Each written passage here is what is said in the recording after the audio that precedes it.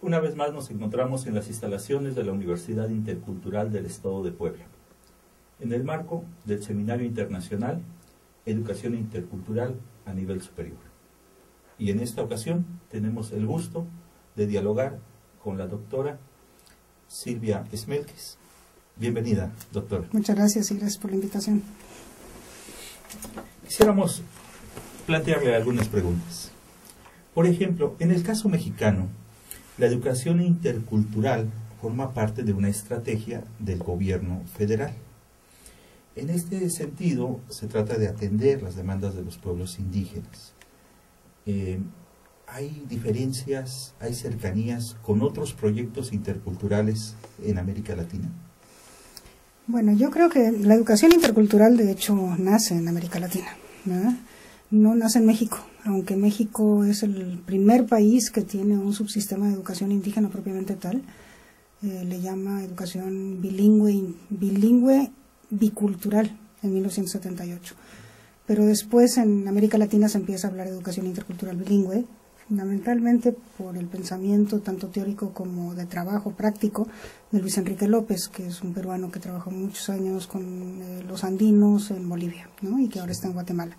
Él, pues yo lo considero como el padre de la educación intercultural bilingüe.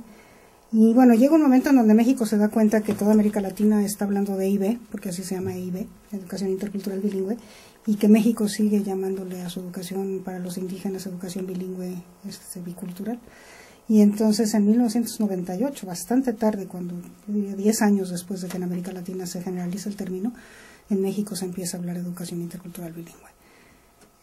Con el grave problema en toda América Latina de que se le llama intercultural a aquella educación destinada solamente a los pueblos indígenas.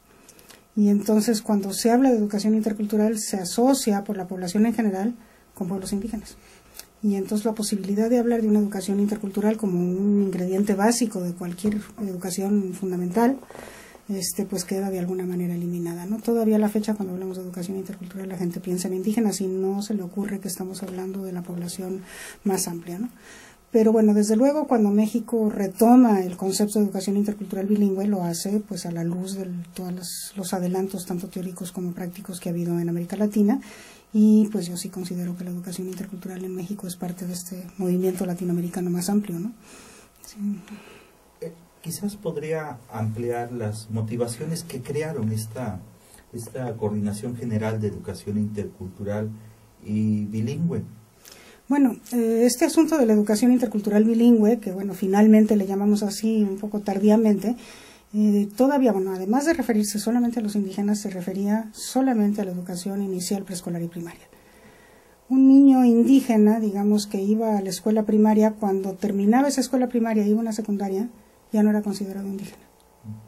Por arte de magia, por el solo hecho de haber terminado la primaria, ya no era considerado indígena en ningún nivel educativo, ¿no? Ya era pues un ciudadano mexicano más, que a ver cómo le iba, ¿verdad? En el sistema educativo más amplio.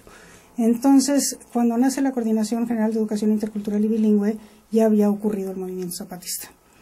Y el movimiento zapatista, pues es el primero en México en plantear con toda claridad una demanda de una educación cultural y lingüísticamente pertinente de y por los indígenas a todos los niveles educativos, ¿no?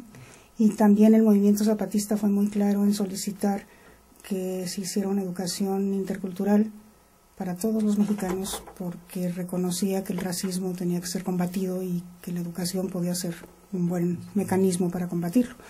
Entonces, cuando nace la Coordinación General de Educación Intercultural y Bilingüe, pues 6 años después, en el año 2001, 7 años después, de hecho, sí, 7 años después, retoma estas demandas, ¿verdad? O sea, de hecho, pues yo creo que la coordinación es una respuesta.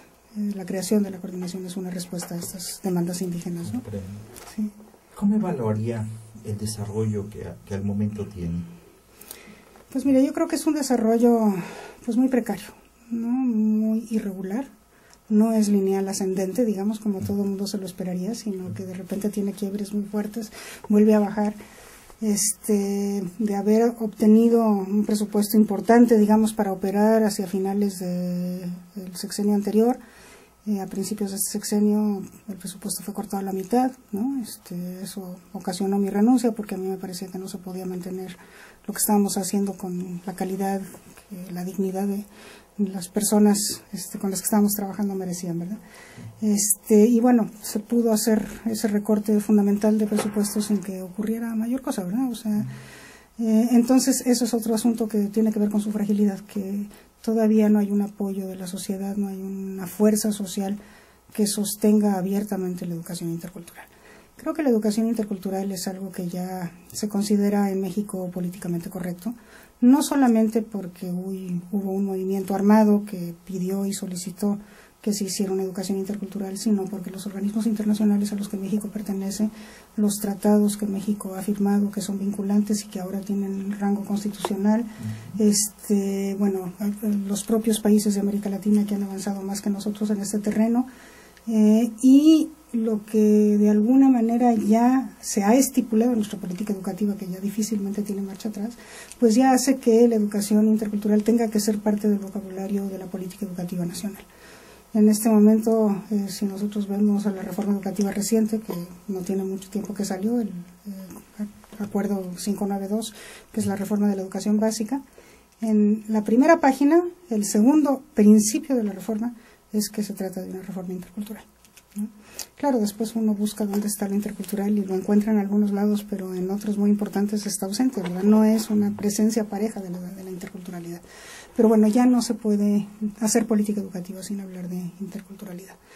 Desgraciadamente creo que todavía se encuentra a nivel de discurso, ¿no? Y que todavía eso no trasciende a nivel de prácticas en aula, prácticas docentes, que son las que verdaderamente permiten pues que la interculturalidad tenga algún tipo de resultados, ¿no? Todavía está muy a nivel discursivo y sin operacionalizar a nivel de herramientas, de materiales, de elementos de formación de docentes, ¿no? Y eso pues también lo hace como una cosa sumamente frágil, a pesar de que hay que reconocer que hay avances muy importantes en ese sentido también, todavía muy pequeños respecto a la dimensión de la tarea, ¿no? Comprendo. Sí, entonces identificamos limitaciones. Sí, yo creo que hay limitaciones de todo tipo, y creo que hay limitaciones todavía conceptuales, o sea, hablamos de interculturalidad sin entender exactamente lo que quiere decir.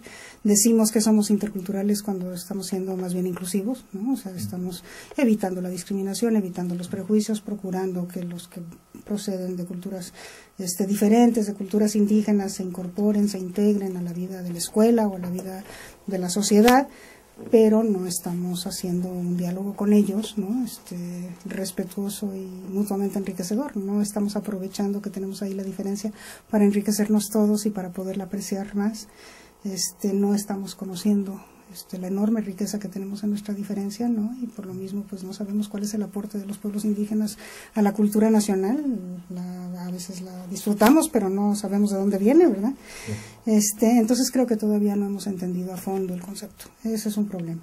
Y evidentemente pues esto, no comprenderlo a fondo, pues hace que no esté operacionalizado a nivel de objetivos de aprendizaje, a nivel de materiales didácticos, a nivel de programas de formación de docentes en ejercicio, a nivel de formación inicial de docentes, de los nuevos que se están formando, que ahí es en donde más quisiéramos ver presente la interculturalidad.